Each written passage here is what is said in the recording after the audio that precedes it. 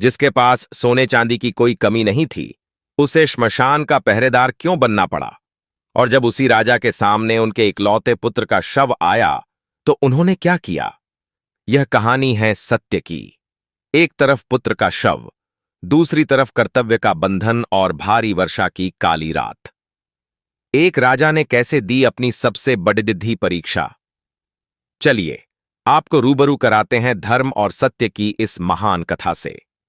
इंद्रप्रस्थ एक समृद्ध राज्य था जिसका संचालन राजा विक्रम करते थे।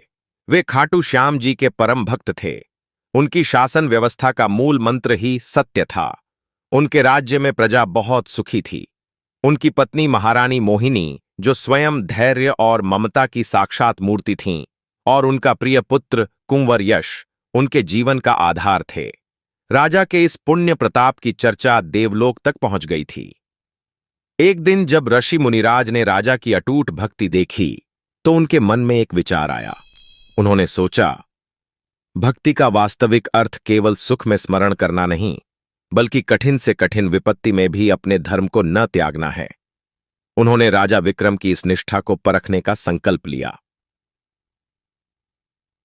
एक रात राजा विक्रम को स्वप्न आया कि उनके महल के आंगन में एक तेजस्वी संत ऋषि मुनिराज प्रकट होते हैं और राजा अपना राजमुकुट उनके चरणों में अर्पित कर रहे हैं। अगली सुबह जब राजा दरबार में बैठे थे तो वही संत वास्तव में राज दरबार में उपस्थित हुए। स्वप्न को भगवान का संकेत मानते हुए राजा विक्रम ने तनिक भी संकोच नहीं किया। उन्होंने उसी क्षण अपना समस्त राजपाट, खजाना और अधिकार उन मुनिराज के चरणों में समर्पित कर दिया। राजपाट सौंपने के बाद मुनिराज ने राजा से कहा, राजन, तुमने राज्य तो दान कर दिया, किंतु एक राजा का कर्तव्य होता है कि वह गुरु को दक्षिणा देकर ही विदा करे। क्या तुम मेरी दक्षिणा देने में समर्थ हो? राजा ने हाथ जोड़कर कहा, हे मुनिवर, आप जो भी मांगेंगे यह सेवक उसे पूर्ण करेगा। मुनिराज ने कठोर स्वर में स्वर्ण मुद्राओं की एक विशाल राशि दक्षिणा के रूप में मांगी। चूंकि अब राजकोष पर राजा का अधिकार नहीं था, वे वहां से एक मुद्रा भी नहीं ले सकते थे। मुनिराज ने उन्हें 1 महीने का समय दिया। राजा ने अपनी रानी मोहिनी और पुत्र यश को साथ लिया और महलों के वैभव को छोड़कर साधारण वस्त्र धारण किए। उन्होंने अपने राज्य की सीमा लांघी, लेकिन उनका मन केवल इस चिंता में डूबा था कि वे अपने गुरु को वह दक्षिणा कैसे देंगे जिसका उन्होंने वचन दिया है। इस प्रकार एक चक्रवर्ती राजा का जीवन अचानक राजमहल की ऊंचाइयों से निकलकर अभावों और संघर्षों की कठिन डगर पर चल पड़ा था। दक्षिणा की समय सीमा समाप्त हो रही थी। धन जुटाने के लिए राजा ने अपनी पत्नी मोहिनी को एक धनी सेठ के यहां सेवा कार्य हेतु सौंप दिया और स्वयं को श्मशान के रखवाले सेठ अधर्मदास के अधीन बेच दिया।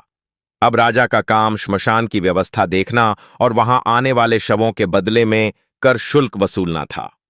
दुर्भाग्य से कुंवर यश एक दिन उपवन में खेल रहा था। तभी उसे एक विषैले सर्प ने डस लिया और उसकी मृत्यु हो गई। रानी मोहिनी विलाप करती हुई अपने मृत पुत्र को गोद में लिए उसी श्मशान में पहुंची जहां राजा विक्रम पहरा दे रहे थे। वर्षा की काली रात में जब राजा ने अपनी पत्नी को पुत्र के शव के साथ देखा तो उनका हृदय कांप उठा। लेकिन फिर भी विक्रम ने पुत्र के अंतिम संस्कार के लिए शुल्क मांगा। रानी के पास देने के लिए कुछ नहीं था, केवल वही वस्त्र था जिसे पहनकर वह आई थी। जैसे ही उन्होंने अपनी साध्वी का टुकड़ा फाड़कर कर के रूप में देने का प्रयास किया, वातावरण में अद्भुत प्रकाश छा गया। तभी वहां स्वयं बाबा खाटू श्याम प्रकट हुए। उनके साथ मुनिराज भी थे। बाबा श्याम ने कहा, हे भक्तराज, तुम्हारी भक्ति और सत्य के प्रति अडिग निष्ठा ने तीनों लोकों को जीत लिया है। तुम्हारी यह परीक्षा केवल संसार को यह दिखाने के लिए थी कि सच्चा भक्त धर्म के मार्ग से कभी विचलित नहीं होता। बाबा श्याम की अमृतमयी दृष्टि पड़ते ही कुंवर यश जीवित हो उठे। मुनिराज ने राजा को उनका राज्य पुनः लौटा दिया।